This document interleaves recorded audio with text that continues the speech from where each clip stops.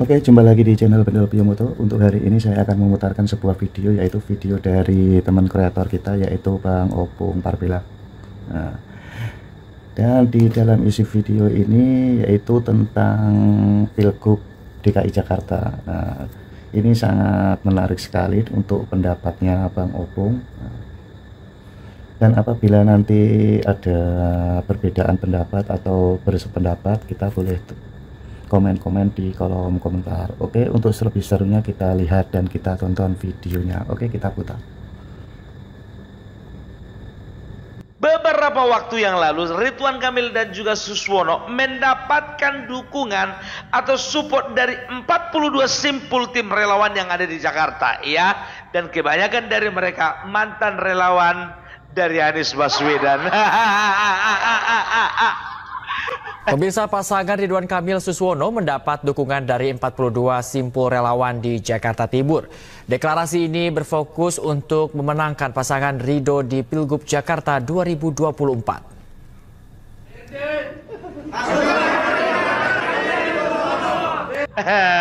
Akhirnya ya satu-satu.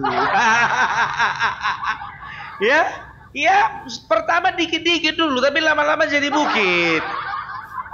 Ya, pertama 1-2 relawan, lama-lama jadi 20.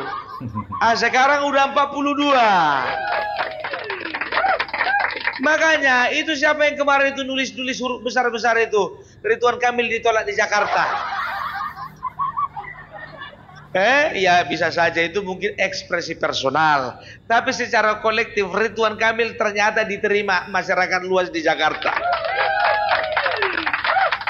Jadi ini menunjukkan apa ya? Ini menunjukkan bahwa ada perubahan sudut pandang dan ada perubahan mindset dari relawan yang kemarin dikatakan cinta mati anak abah.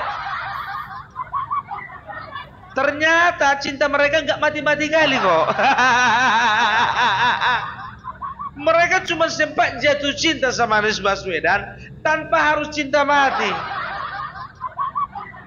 Makanya mereka membuktikan bahwasanya mereka selama ini bukan cinta buta, masih cinta melek. Aduh. Jadi ini biar tahu kalian ya, ada beberapa faktor ya yang membuat banyak sekali tim relawan anak-anak abah ini dulu ya itu masuk menjadi barisannya dari Ridwan Kamil ya. Ada beberapa faktor ya. Kita dari faktor dari apanya dulu ya, dari Ridwan Kamilnya dulu. Nanti kita akan berbicara dari faktor anak-anak abah ini ya. Atau aku udah nggak tega aku menyebutkan anak-anak abah. Ya, mantan relawan aja lah aku bilang ya. Karena apa? Mereka udah nggak anak abah lagi. Ya paling nggak 5 tahun inilah. Jadi dari faktornya Ridwan Kamil dulu ya. Kalau bicara Ridwan Kamil ya, ini yang merubah sudut pandang dari para pendukungnya Anies. Mereka itu sadar bahwasanya ternyata ada daya tarik tersendiri dari seorang Ridwan Kamil. Ya, yang pertama Ridwan Kamil itu adalah seorang eksekutor yang handal. Karena apa? Karena sudah terbukti satu periode menjadi wali kota Bandung dan satu periode menjadi gubernur Jawa Barat. Itu dia. Itu yang pertama, ya. Baru yang kedua, kenapa ya? Kenapa Ridwan Kamil ini memiliki daya tarik? Ternyata selain dia eksekutor yang baik, ternyata dia juga seorang yang religius. Iya. Jadi kenapa bisa kita katakan religius? Ternyata kemarin itu waktu pemenangannya Ridwan Kamil yang waktu di Bandung dan juga di Jawa Barat, ternyata dia juga dekat dengan banyak kiai dan dekat dengan banyak organisasi-organisasi keagamaan. Itu dia. Ya, yang ketiga sudah pasti beliau ini orangnya nasionalis, ya. Jadi zaman sekarang jujur saja memang betul agama penting, tetapi ketika agama kita ya dipadukan dengan jiwa nasionalisme yang tebal, maka semuanya itu akan menjadi kekuatan yang luar biasa. Iya dong, pasti, ya kan. Baru apa lagi ya? Ridwan Kamil ini ternyata memiliki ya tingkat kepercayaan yang tinggi dari masyarakat Jawa Barat, dan inilah yang membuat banyak tim relawan untuk mengalihkan perhatiannya kepada Ridwan Kamil ya. Itu dia ya. Baru berikutnya apa? Track record sudah pasti ya, karena bisa dilihat semenjak yang namanya Ridwan Kamil ya memimpin Kota Bandung dan juga Jawa Barat ya, tidak pernah ada satu celah pun yang merusak ya, yang merusak pada pandangan masyarakat terhadap Ridwan Kamil. Itu dia. Baik itu dari segi rumah tangga, dari segi anggaran, dari segi melakukan segala pekerjaannya, dari segi menggunakan segala kewenangannya, tidak ada yang cacat. Apalagi bisa dikatakan beliau ini adalah orang yang selalu turun ke lapangan, dan dia itu bisa dikatakan adalah orang yang rajin belanja masalah, kalau kata orang PDIP bilang. Faktor berikutnya ya, sosok Ridwan Kamil ini ternyata adalah sosok yang paling benci sama korupsi. Oleh karena itu ya, Jakarta perlu memandang, perlu melirik kepada seseorang yang betul-betul konsisten terhadap pemberantasan korupsi. Itu dia. Karena apa? Ya, karena Jakarta tidak mau lagi dengar istilah kelebihan bayar, nggak mau lagi. Dan Jakarta tidak mau lagi mendengar pemimpinnya beli-beli lem Aibon, ya, dengan harga yang fantastis, nggak mau lagi ya. Jadi bisa dikatakan daya pikat dari Ridwan Kamil itu adalah dia itu anti korupsi. Berikutnya banyak ini, ya, banyak ya. Ridwan Kamil itu ya, selain dipercaya masyarakat, dia itu juga tipikal pemimpin yang turun ke lapangan dan juga dekat kepada masyarakat. Dan makanya beliau itu bisa dikatakan ya sudah dianggap sebagai orang tua dari seluruh masyarakat yang ada di Jawa Barat. Itu dia. Terus berikutnya faktor dari Ridwan Kamilnya, beliau adalah sosok yang update, sosok yang selalu mengikuti perkembangan zaman ya. Jadi makanya harus tahu ya, untuk Jakarta sendiri pemilih milenial itu tidak bisa dianggap remeh dan tidak bisa dipandang sebelah mata. Milenial ya itu selalu menyukai hal-hal yang baru dan unik. Dan jangan ditanya, Ridwan Kamil adalah jagonya. Ya, kita bisa lihat bagaimana Ridwan Kamil membuat program-program kreatif yang ada di Bandung dan juga yang ada di Jawa Barat, dan diyakini itu juga yang akan dia lakukan di daerah khusus Jakarta ya. Setelah itu ya, yang membuat Ridwan Kamil memiliki daya tarik tersendiri, beliau itu dekat dengan Gen Z, dengan kaum milenial. Ya, bisa kita katakan bahwasanya selama beliau memerintah ya, beliau itu banyak sekali beliau banyak sekali bukan memanfaatkan ya, lebih tepatnya memakai anak-anak muda ya, menggunakan anak-anak muda untuk memberikan kampanye-kampanye positif selama dia memerintah di Jawa Barat. Baik itu kampanye kemanusiaan, baik itu kampanye kampanye yang berhubungan dengan kreativitas, kampanye-kampanye kebudayaan, kampanye sosial.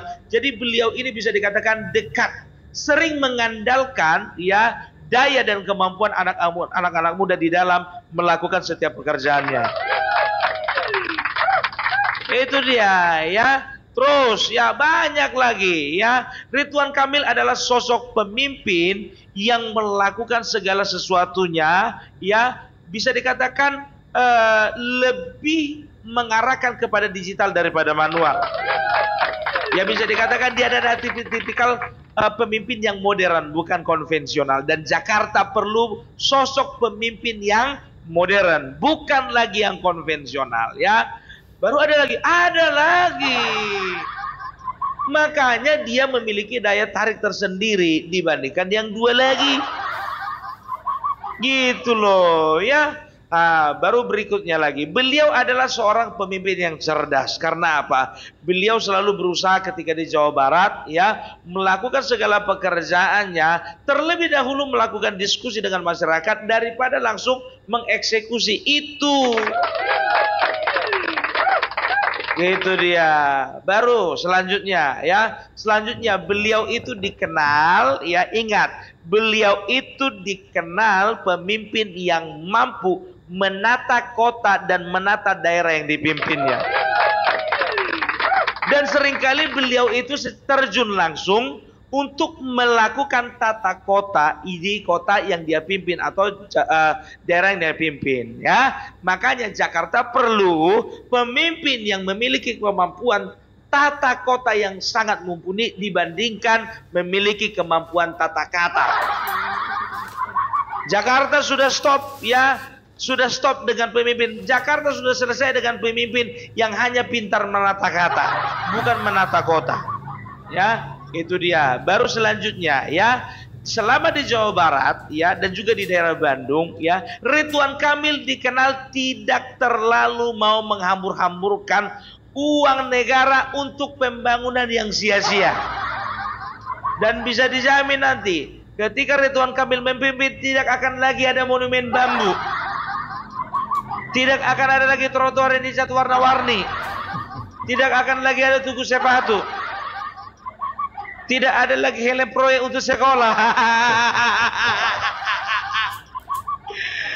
Aku lucu kali waktu si Anies katanya pengadaan helm proyek untuk sekolah. Sebanyak berapa itu? Kalau nggak salah itu sebanyak 800 miliar atau 200 miliar. 200 miliar untuk beli helm sekolah. Apa helm proyek? Kukira untuk pekerja proyek, rupanya untuk alat praktek sekolah. Yakinlah kalian, aku bilang sama kalian masyarakat Jakarta, beruntung kalian kalau Ridwan Kamil menjadi pemimpin di daerah Jakarta. Ya, setelah itu apa? Ya, Ridwan Kamil adalah tipikal orang yang rendah hati. Iya, dia rendah hati. Dia tidak akan melakukan segala sesuatunya menurut keinginannya sendiri. Tidak, dia akan memikirkan apakah ini ada guna dan faedahnya bagi masyarakat. Kalau tidak ada, dia tidak akan lakukan. Sama seperti tugu bambu tadi.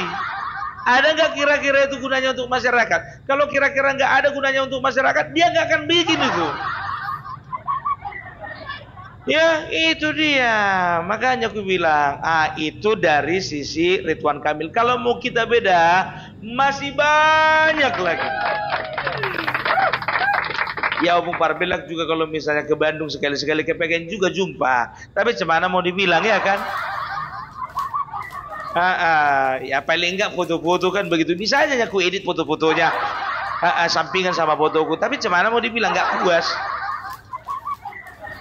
Ya, itu dia. Jadi bisa dikatakan Ridwan Kamil ini tipe pemimpin yang langka dijumpai di Indonesia. Langka, komplit. Ku bilang sama kalian komplit. Orang yang modern, rendah hati, dekat dengan milenial, dekat juga dengan tokoh-tokoh agama, ya lebih mengedepankan mengedepankan sistem komunikasi teknologi digital daripada konvensional dan segala macam. Ya, dia mampu untuk itu. Iya, jadi nggak usah lagi. Ya sudahlah. Kalau bisa kita katakan untuk 5 tahun ini, ya Jakarta akan dipimpin oleh pemimpin yang sangat luar biasa. Ya, tidak cuma pemimpin yang ngomong-ngomong doang. Dan satu lagi. Ya, ingat, Ridwan Kamil adalah pencinta sepak bola. Ya. Aku bilang sama kalian, mungkin saat ini Jackmania dan juga Persija ya, mungkin untuk saat ini masih menolak karena di hatinya masih ada Anies ya kan. Tapi ke depan ya, 5 tahun ke depan ini apakah mungkin klub sepak bola yang dilahirkan dan juga dinanai oleh pemerintah kota Jakarta kota Jakarta, daerah khusus Jakarta ya, apakah mungkin mereka tidak akan tidak akan terjadi rekonsiliasi dengan bapaknya? Nggak akan mungkin. Kita lihat aja, pasti akan ada rekonsiliasi karena kita tahu memang ya yang namanya Persija dengan Persib ya itu kurang bisa ketemu lah. Tapi kita harapkan nanti justru dengan kepemimpinannya Bapak Ridwan Kamil akan ada rekonsiliasi ya, akan ada gencatan senjata antara Persija dengan Boboto ya. Kita nggak mau lah Indonesia itu kalau bisa budaya-budaya membenci ya, membenci klub di luar daripada klub andalannya, itu aku rasa itu udah selesai lah. Tapi kalau misalnya mau kalian pertahankan, suka hati kalian. Kita nggak tahu juga, entah pentolan-pentolannya di situ juga sudah dibisiki kan? Udah nggak usah mau kan begitu, nggak apa-apa, nggak masalah ya. Ataupun itu juga lahir dari hati mereka, itu nggak masalah ya. Itu dari ya, kita bicara tentang daya tarik dari seorang Ridwan Kamil. Sekarang kita masuk ya, apa yang menjadi motivasi daripada relawan-relawannya Anies ya? Ya bisa dikatakan waktu Anies Sandiaga Uno itu ya, itu relawannya sudah banyak yang pindah juga ke Ridwan Kamil Suswono ya, kalau disingkat Ridho ya. Ada beberapa faktor ya. Faktor yang pertama sudah pasti mereka kepincut ya, sudah pasti mereka kepincut ya dengan sosok dari Ridwan Kamil. Yang kedua mereka kepincut dengan program-program andalan dari Ridwan Kamil. Itu dia. Baru yang ketiga, mereka tidak mau ya memperpanjang masa yatim piatu mereka. Makanya ya, kata tim kalau nggak salah itu ada satu simpul relawan mengatakan jangan pernah tinggalkan kami, katanya. Artinya apa? Berarti selama ini mereka ditinggalkan. Kita kan sering mendengar berita, ya ini bukan hoax ini ya. Ada banyak relawan-relawannya Anies yang kemarin waktu mereka itu diperlukan tenaga, daya dan upaya untuk memenangkan Anies, begitu di tengah jalan dilupakan. Kalau mau tak kalian cari sendiri lah, sampai aku nyarinya itu banyak. Makanya aku bilang ya, itu yang faktor yang ketiga ya. Faktor yang keempat ya, faktor sakit hati. Sakit hati karena apa? Karena ditinggalkan Anies. Itu dia. Makanya aku bilang, aku udah kutebak ini ya, pasti ada sesuatu yang membuat ya relawannya Anies lebih mudah pindah ke Ridwan Kamil dibandingkan ke Pramono Anung.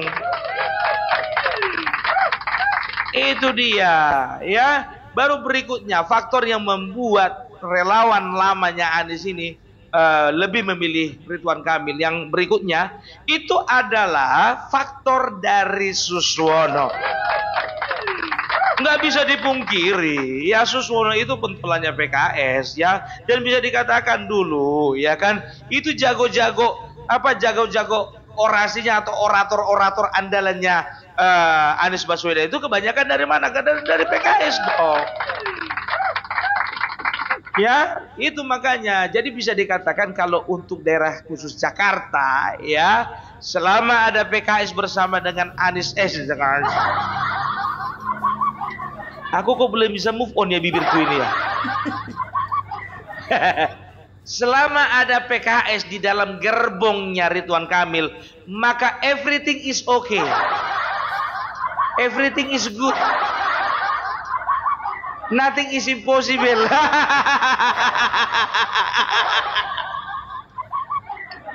Iya dong, ya kan? Apalagi ditambah, ini jujur aja aku bilang sama kalian ya, selain daripada simpul-simpul relawannya Anies dulu yang masuk ke Ridwan Kamil ya, itu bisa jadi, ini bisa jadi loh, Ahoker itu juga bisa banyak masuk ke Ridwan Kamil. Karena apa? Karena mereka sudah kadung kecewa. Ya, gimana pun juga caranya yang memimpin mereka, walaupun ya sudah turun tim dari PDIP untuk membalut hati lukanya para Ahokers. Ya, mereka itu lebih memilih dan lebih memaksakan dan lebih menuntut Ahok menjadi gubernur, bukan Pramono Anung. Nah, mereka akan melakukan perbandingan, ya, mana yang lebih mendekati Ahok, ya. Mereka akan mencari sosok yang lebih mendekati Ahok. Mungkin secara kolektif mereka tidak akan melakukan deklarasi, mungkin secara kolektif mereka tidak akan melakukan aksi, ya. Tapi secara personal, dari hati ke hati, ya, mereka akan pilih mana sosok yang lebih pantas dan lebih bisa membawa Jakarta ini menuju yang lebih baik, yaitu pilihannya kepada Ridwan Kamil. Loh, Opung kok sok tahu, Opung, kan begitu pikiran kalian? Ya iya, karena di hati mereka masih ada Ahok. Masalahnya si Ahok berada di tempat yang tidak tepat. Itu aja. Yakin aku kalau Ahok ada di Kim, Ahok ada di Golkar, Ahok ada di Gerindra, Ahok ada di PKB, atau Ahok ada di Nasdem, yakin aku yang dimajukan pasti Ahok. So yakin Gopung. Ya bisa saja, kenapa enggak, ya kan? Itu makanya, ya. Ya kalau bisa dikatakan, ya memang nampak kemarin itu Ahokers itu cuma sedikit, ya kan, yang turun ke jalan melakukan aksi. Tapi tahu enggak kalian, ya, Ahok itu walaupun pendukungnya kebanyakan dari, I'm sorry to say, ya, dari simpul-simpul minoritas, ya, tapi kalau dikumpul jadi banyak juga itu. Lumayanlah bantu-bantu suara. Itu dia, ya. Jadi kalau aku sih lebih bukan lebih condong, dan aku ingat ya, aku bilang sama kalian, aku tidak menuruti apa kata hatiku, tapi aku lebih menuruti apa kata fakta. Terbukti kan, Opung Parbelak juga sudah katakan, terbukti, ya. LSI Lembaga Survei Indonesia menyatakan bahwasanya dukungan dari sampel sebanyak 1.200 orang dari seluruh kota Jakarta, ya, dapatlah hasil survei 51,8% untuk Ridwan Kamil dan Suswono. Jadi ingat ini, suka hati kalian. Memang banyak yang bilang, itu lembaga survei abal-abal, muncung kau itu abal-abal. Udah dari tahun berapa itu? Udah dari tahun 2004 sudah ada itu lembaga survei abal-abal. Lembaga survei abal-abal. Lembaga survei itu adalah lembaga survei yang dibayar. Siapa yang membayar? Ya mereka sendiri yang membayar. Ingat ya, apalagi sekelas LSI, Lembaga Survei Indonesia. Ingat, aku gak dibayar mereka, gak di-endorse aku. Tapi kalau sudah sekelas LSI, mereka nggak akan mereka tidak akan mencoba merusak reputasinya sendiri dengan memberikan informasi abal-abal. Nggak akan pernah mungkin. Tapi ketika dimunculkan survei itu, 16 protes kan, 16%, yang 24% juga protes kan. Tapi tetap, ya, tetap pada ujungnya bermuara di penghitungan manual. Dan ingat, ya, tingkat kesalahannya, error marginnya itu cuma sekitar 1 atau 2%. Gitu loh. Udahlah, percaya aja sama lembaga survei. Kalau ku bilang tinggal latih aja lah. Sama kayak kemarin Prabowo Gibran, tinggal latih aja lah. Tapi dilama-lamakan.